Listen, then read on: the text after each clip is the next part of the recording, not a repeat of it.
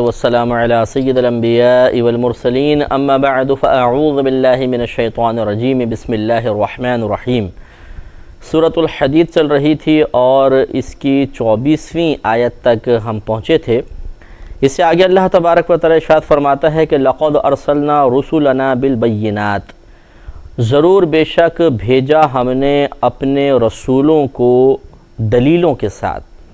دلیلوں سے مراد یا تو آسمانی کتابیں ہیں، صحائف ہیں، یا پھر ان کے معجزات ہیں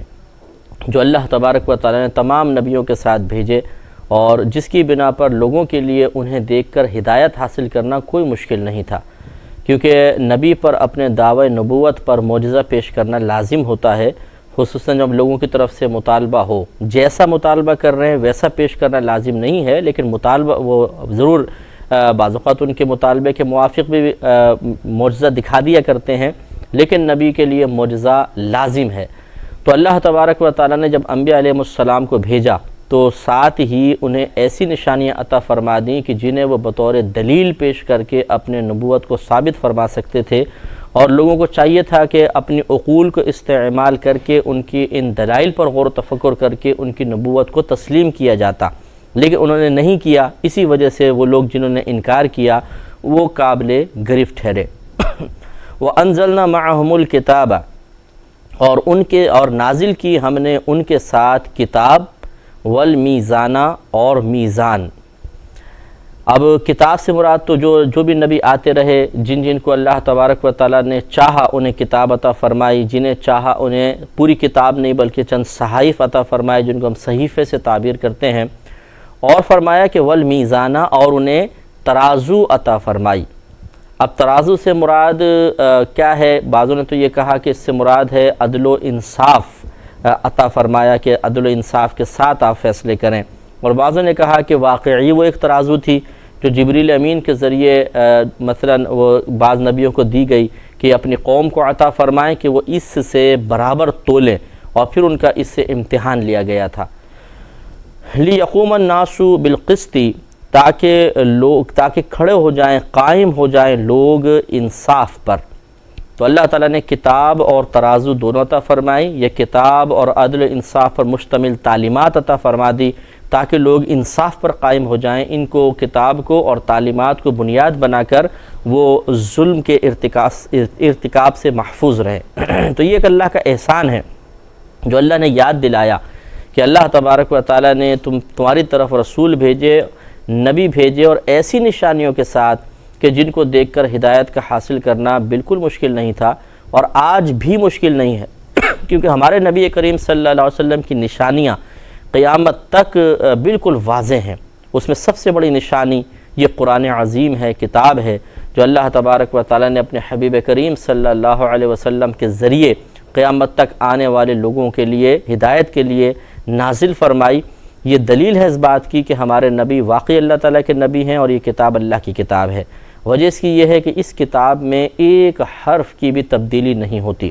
ایک حرف کے ایک نقطے کی تبدیلی ممکن نہیں ہے، یعنی اجتماعی طور پہ ممکن نہیں ہے۔ یہ ہو سکتا ہے کوئی اپنے پرنٹنگ پریس میں قرآن کے اندر کوئی الٹی سیدھی چیزیں ڈال دے اور کر دے، یہ ہو سکتا ہے، پاسبل ہے، لیکن اجتماعی طور پہ اس کی کبھی اس کے اندر تبدیلی ہو ہی نہیں سکتی ہے، کیونکہ اللہ تبارک و تعالیٰ نے اس قرآن عظیم کی ایک زبردست حق ہونے کی دلیل یہ رکھی ہے کہ یہ قرآن عظیم ہمارے چھوٹے چھوٹے بچوں کے سینوں میں مکمل طور پہ محفوظ ہو جاتا ہے۔ 6 سال کے بچے، 5 سال کے بعد اوقات بچے، 7 سال کے بچے قرآن عظیم کی وہ زبان جو ہماری مادری زبان نہیں ہے، جو مثلا ہم پاکستان کی لیتے ہیں، ہم اردو بولتے ہیں، لیکن یہ اس کی تقریباً 6666 آیات، اتنی ماشاءاللہ ضخیم کتاب، یہ پوری کی پوری حفظ ہو جاتی ہے، یاد ہو جاتی ہے۔ یہ اللہ تبارک و تعالیٰ کی طرف سے قرآن عظیم کی حفاظت کا وہ انتظام ہے کہ جس انتظام کی راہ میں کوئی رکاوٹ بننا بھی چاہے تو تا قیامت نہیں بن سکتا ہے۔ اس سے معلوم ہوا کہ قرآن حق کتاب ہے، اس پر ایمان لانا چاہیے، اور جب یہ حق کتاب ہے تو اس میں جتنے مضامین بیان ہوئے ہیں سب کے سب حق ہیں، جن میں سے کچھ مضامین یہ بھی ہیں کہ یہ قرآن اللہ کا اتارا ہوا کلام ہے، ہمارے نبی کریم صلی اللہ علیہ وسلم اللہ کے رسول ہیں، قیامت ضرور قائم ہوگی، ہمیں ضرور اٹھ کے اللہ کی بارگاہ میں جانا ہے، حساب و کتاب دینا ہے، اور اس کے بعد ہم لوگ جنت میں جائیں گے، یعنی مسلمان جنت میں جائیں گے۔ کتاب انزلناہ الیک مبارک لیدبروا آیاتہ ولیتذکر اولو الالباب۔ آگے مزید اللہ تبارک و تعالیٰ نے اپنے ایک انعام کا تذکرہ فرمایا کہ وَأَنزَلْنَا الْحَدِيدَ فِيهِ بَأْسٌ شَدِيد، اور ہم نے لوہے کو نازل فرمایا، اس میں سخت نقصان ہے، بأس شدید، سخت نقصان ہے، وَمَنَافِعُ لِلنَّاسِ، اور کچھ منافع بھی ہیں لوگوں کے لیے۔ تو دیکھیں یہ اللہ تعالیٰ نے لوہے کو نازل فرمایا، تو نازل فرمانے کا مطلب یہ نہیں کہ آسمان سے اس کو اتارا، اگرچہ بعضوں نے یہ بھی ایک تفسیر کی ہے کہ اللہ تعالیٰ نے بہت سی چیزیں آسمان سے زمین کی طرف منتقل فرمائیں، جن میں سے ایک لوہا بھی ہے، لیکن اس سے مراد یہ ہے کہ نازل فرمانے سے پیدا فرمایا، کہ ہم نے تمہارے لیے لوہے کو پیدا فرمایا، اور اس میں سخت نقصان بھی ہے کہ اگر اس کو غلط یوز کیا جائے، چھری بنا لے، چاقو بنا لے، ماریں اس سے، یہ بم بنتے ہیں، گولیاں بنتی ہیں، رائفلز بنتی ہیں اسی لوہے کے ذریعے، تو بہت سارے نقصانات بھی ہوتے ہیں، لیکن اس میں بہت سے فائدے بھی ہیں کہ جتنی آج آپ ایجادات نئی نئی دیکھتے جائیں گے، اس میں لوہے کے استعمال کا بہت بڑا دخل ہے، اور یہ کسی سے مخفی نہیں ہے، لہٰذا یہ بھی اللہ تعالیٰ کا ایک بہت ہی بڑا انعام ہوا۔ معلوم یہ ہوا کہ کسی چیز کا فی نفسی ہی پیدا کرنا برا نہیں ہے، اس کا استعمال برا ہو سکتا ہے، لہٰذا اللہ تبارک و تعالیٰ نے پوری دنیا میں جتنی بھی چیزیں پیدا فرمائی، ان کا پیدا کیا جانا برا نہیں ہے، ہاں ان کا اگر غلط استعمال کوئی کرے گا تو یہ غلط ہے۔ اللہ تعالیٰ نے بہت سی چیزیں ہماری آزمائش کے لیے پیدا فرمائیں، اور یعنی پیدا کر دی اور فرمایا سے رکو، اب یہ امتحان ہے، اللہ تعالیٰ کی مرضی ہے، وہ امتحان جس طریقے سے چاہے لے، ہم اس کی مشیت کی راہ میں رکاوٹ نہیں بن سکتے ہیں۔ اسی طریقے سے لوہے کو پیدا فرمایا، فی نفسی لوہے کی پیدائش بھی کوئی بری چیز نہیں ہے، لیکن اس کا استعمال بعض لوگ غلط کرتے ہیں تو یہ برا ہے، اور اس میں لوگوں کے لیے بے شمار فائدے بھی ہیں۔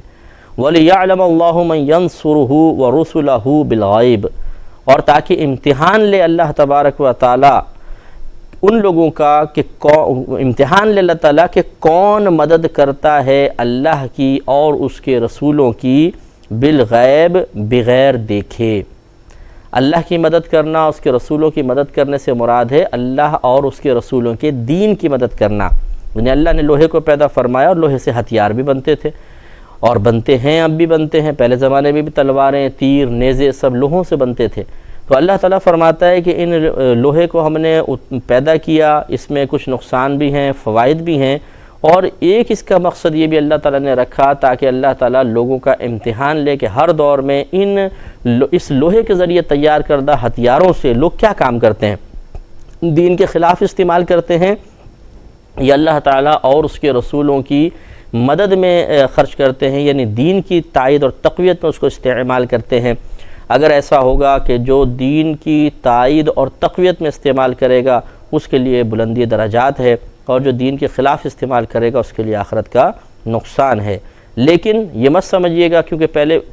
اللہ نے بات بیان فرمائی کہ اللہ تعالیٰ نے اس لیے اس کو پیدا کیا تاکہ لوگوں کا امتحان لے کہ کون اللہ تعالیٰ اور اس کے رسولوں کی بے دیکھے، بغیر دیکھے مدد کرتا ہے، یعنی دین کی مدد کرتا ہے،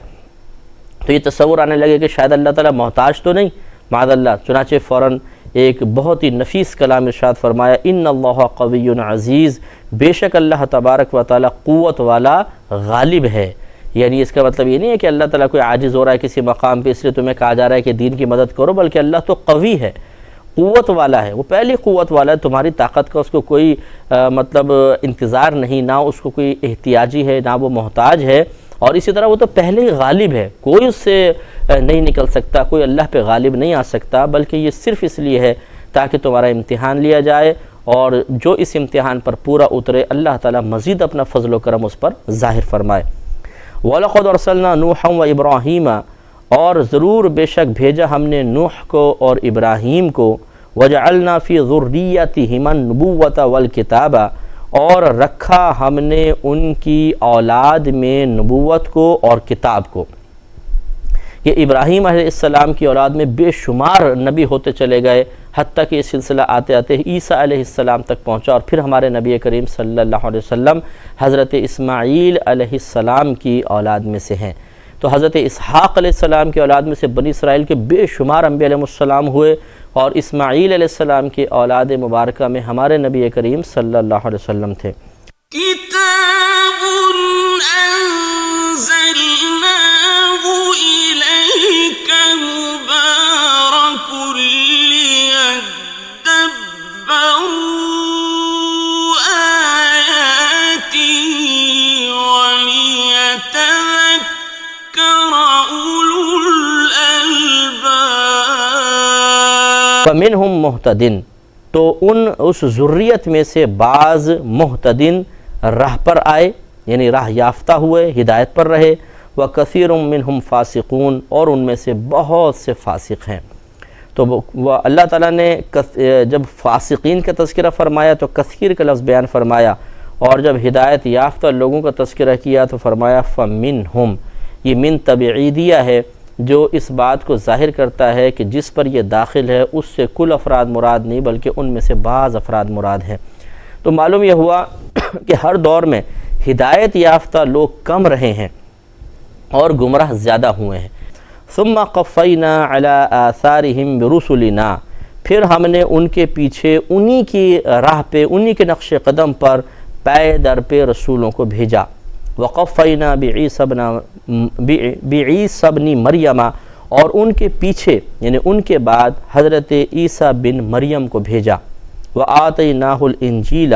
اور اسے انجیل عطا فرمائی۔ تو یہ ہمارے قرآن میں نص صریح موجود ہے کہ حضرت عیسیٰ علیہ السلام تشریف لائے تھے اور اللہ نے آپ کو انجیل عطا فرمائی تھی، لہٰذا انجیل کا انکار کرنا کفر ہوگا۔ لیکن چونکہ قرآن پاک میں جا بجا یہ ذکر کیا گیا کہ انجیل میں تبدیلیاں کر دی گئیں، اور آج بھی مطلب